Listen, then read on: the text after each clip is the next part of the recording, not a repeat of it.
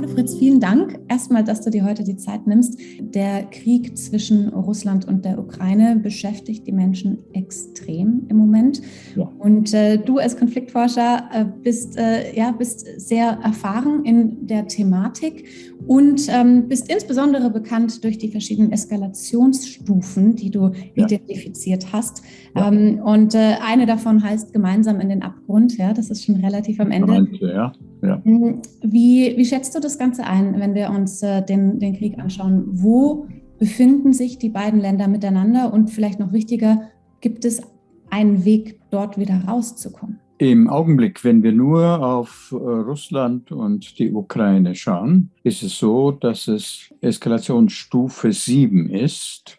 Die militärischen Interventionen, die von der russischen Seite ausgehen, dieser Angriffskrieg, noch nicht auf die totale Vernichtung der Ukraine ausgerichtet sind, sondern dass eine von Russland vorgenommene Begrenzung des Gewaltausmaßes noch passiert, also das ist Stufe 7, noch nicht 8 oder 9 gemeinsam in den Abgrund. Was muss oder kann passieren, um einen Stopp, ein Ende des Krieges möglich zu machen? Ich finde wichtig, dass wir uns nicht suggerieren lassen, es gibt keine Möglichkeit, nur haut drauf, was geht. Das ist es nicht. Und ich sage das natürlich vor dem Hintergrund meiner Motivation, warum ich überhaupt Mediation und Konfliktforschung mache.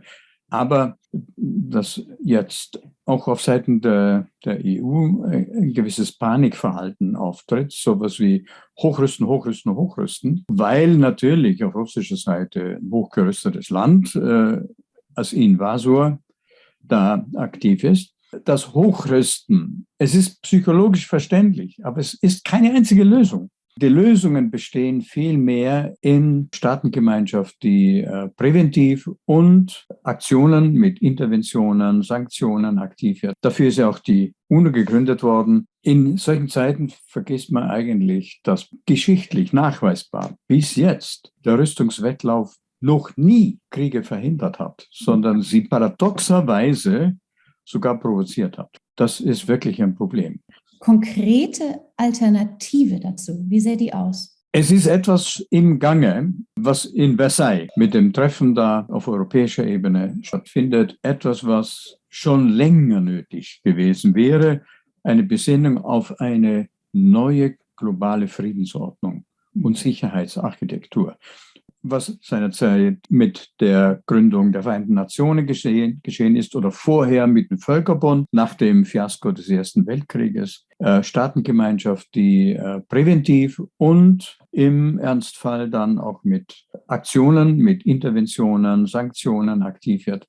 Die Dinge, die ich jetzt angesprochen habe, das ist die Strategie, die wirklich an Friedensprozessen arbeitet, mittellangfristig und mondial. Aber es braucht eine Kombination mit Soforthilfe.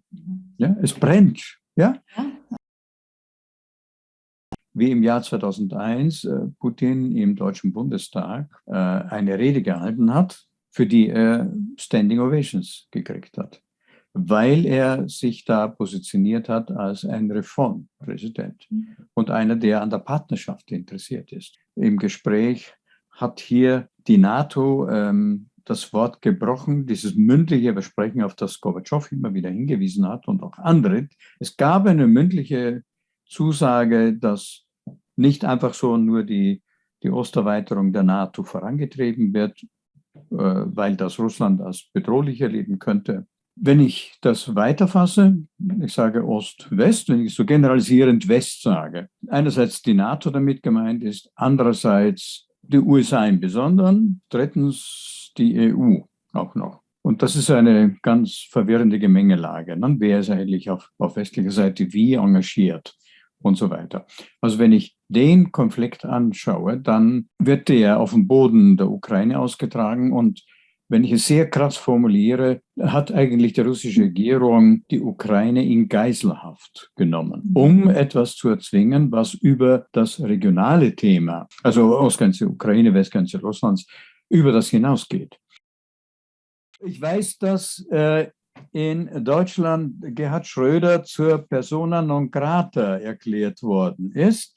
weil er Aufsichtsratsfunktion hat und mit Putin befreundet war und ist und viele Bier getrunken hat und in der Sauna mit ihm gesessen hat. Jetzt ist verständlich aus der Kriegslogik, dass die Bevölkerung sagt, das ist unmöglich und das ist ein Freund des Aggressors und der muss da aussteigen und so weiter. Es ist völlig falsch. Ich sage etwas, was gegen die Auffassungen ist. Sei froh, dass ein Mensch Zugang hat oder mehrere Menschen Zugang haben zu dem Befehlshaber, Putin. Das sind ja zwei Aspekte, die du jetzt gerade nennst. Das eine ist, wie lässt sich wirklich aktiv vorgehen, nämlich zum Menschen durchgehen, nicht zu dem Kriegsführer, sondern von Mensch zu Mensch und den dort erreichen, so wie ich dich verstehe. Und das Zweite ist ja auch, dass auch eine Gesamtgesellschaft momentan auf das Ganze blickt und sich äußert und Erwartungshaltung hat, die aber vielleicht von Affekten geprägt ist. Niemals aus der Affektlogik heraus agieren, indem er sagt, wir brechen die diplomatischen Beziehungen, die Kommunikation ab. Denn wann ist Kommunikation gefordert? Mehr als in solchen Situationen. Jetzt, ja.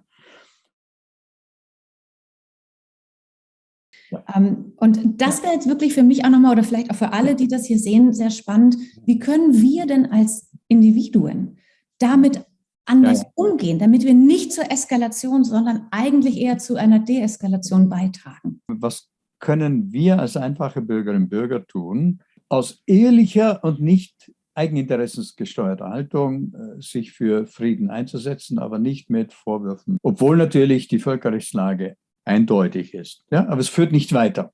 Bitte unterscheiden wir die Tat und den Täter. Ich kann eine Tat absolut verurteilen, das ist völkerrechtswidrig. Aber ich darf nicht so sagen, ergo ist der Täter in jeder Hinsicht zu verurteilen. Der hat mehrere Seiten. Denn ich kann kein Gespräch führen, wenn ich nicht auch davon ausgehe, da ist auch noch eine Lichtseite und nicht nur die Schattenseite. Aktionen wie Demonstrationen, Lichterketten, also dieses in Bewegung setzen der neutralen Seite, da braucht es auch solche Aktionen wie Demonstrationen von der Bevölkerung, die auch unsere Politiker unter einen gewissen Handlungsdruck setzen. Und ich weiß, dass das oft so abschätzig bagatellisiert wird. Ach ja, das ist eine Geste und das bedeutet nichts, es macht keinen Eindruck auf die Entscheider. Das stimmt überhaupt nicht. Es gibt Belege, auch aus der jüngeren Geschichte, zum Beispiel Südafrika, Apartheid.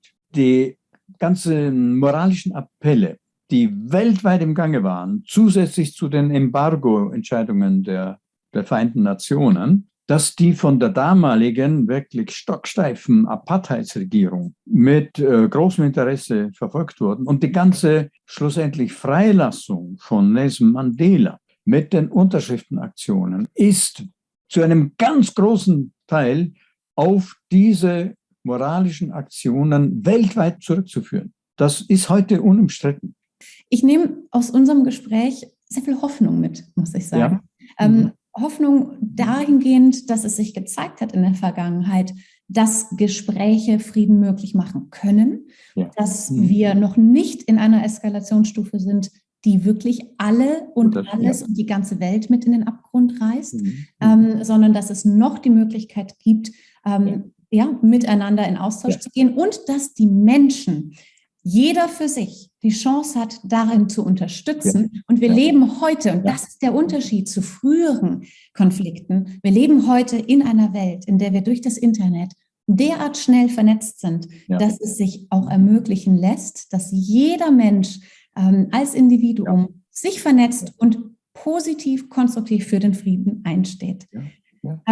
Fritz, vielen herzlichen Dank für deine Perspektive, für deine vielen Impulse und für dein Wissen, das du mit uns geteilt hast. Danke, dass du mit der Deutschen Stiftung Mediation heute gesprochen hast.